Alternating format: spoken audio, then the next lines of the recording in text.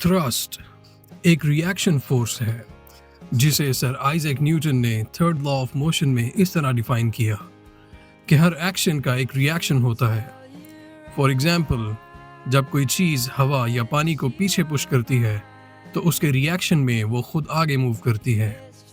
Rockets, airplanes, ships, boats और helicopters सब thrust की फोर्स को यूज करके मूव करते हैं। जब रॉकेट से गैसेस तेजी से नीचे निकलती हैं तो उसके रिएक्शन में रॉकेट ऊपर की तरफ मूव करता है। जेट इंजन्स हवा को पीछे की तरफ जोर से पुश करते हैं जिससे प्लेन आगे की तरफ मूव करता है।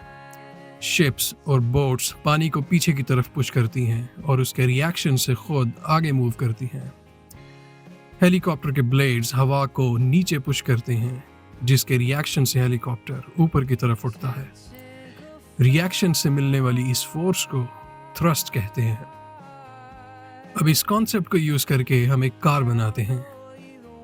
इसके लिए आपको चाहिए 2 लार्ज और एक स्मॉल पॉप्सिकल स्टिक्स, एक कार्डबोर्ड का पीस 6 बाय 6 इंच का, 2 स्ट्रॉ, 2 स्क्यूअर्स, 4 बॉटल कैप्स, एक स्मॉल स्क्रू ड्राइवर, टेप और एक बलून।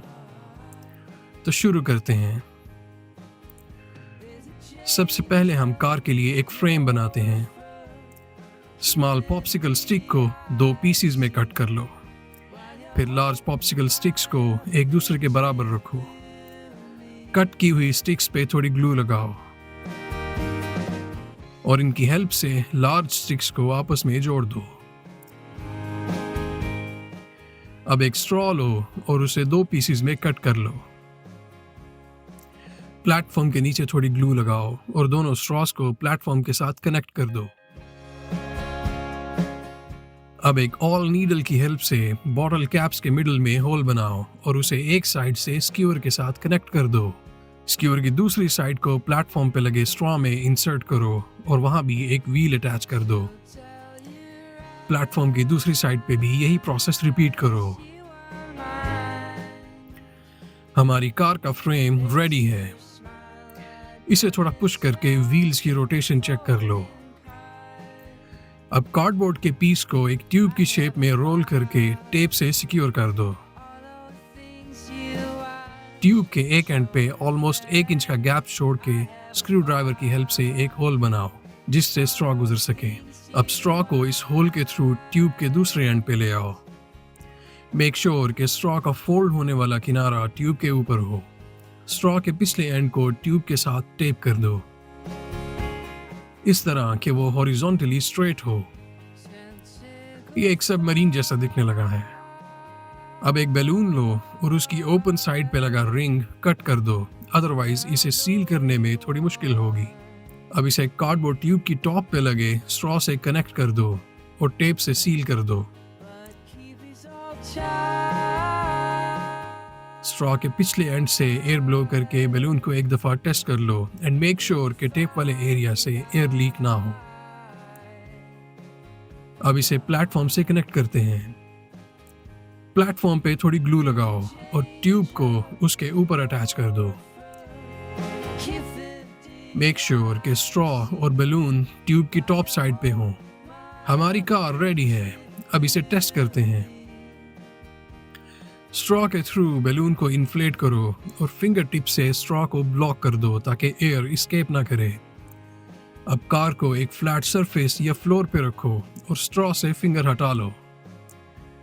सक्सेस! ये कार न्यूटन के थर्ड लॉ ऑफ मोशन की एक परफेक्ट एग्जाम्पल है। बैलून में स्टोर की हुई हवा जब कार की बैक साइड से एस्केप करती है तो इसके रिएक्शन से कार आगे मूव करती है। मतलब कार की बैक से एयर को पुश करके निकालना एक एक्शन है और कार का आगे मूव करना उसका रिएक्शन है। अगर आप गौर करो तो यहाँ एक और फोर्स भी काम कर रही है और वो है पोटेंशियल एनर्जी। हम बैलून को इन्फ्लेट करके उसमें एनर्जी स्टोर कर रहे हैं, वैसे ही जैसे हमने रबर बैंड को पुल करके उसमें एनर्जी स्टोर की थी। और जैसे ही बैलून से एयर एस्केप करती है, पोटेंशियल एनर्जी थ्रस्ट में कन्वर्ट हो जाती है और कार आगे मूव करती है ना कमाल की साइंस। इस प्रोजेक्ट को फर्दर एक्सप्लोर करने के लिए आप डिफरेंट मटेरियल्स यूज़ करके इस डिज़ाइन को इम्प्रूव कर सकते हो और डिफरेंट शेप की कार्स भी बना सकते हो। जस्ट मेक श्योर कि आपकी कार लाइट वेट हो, वरना उसे मूव करने में मुश्किल होगी।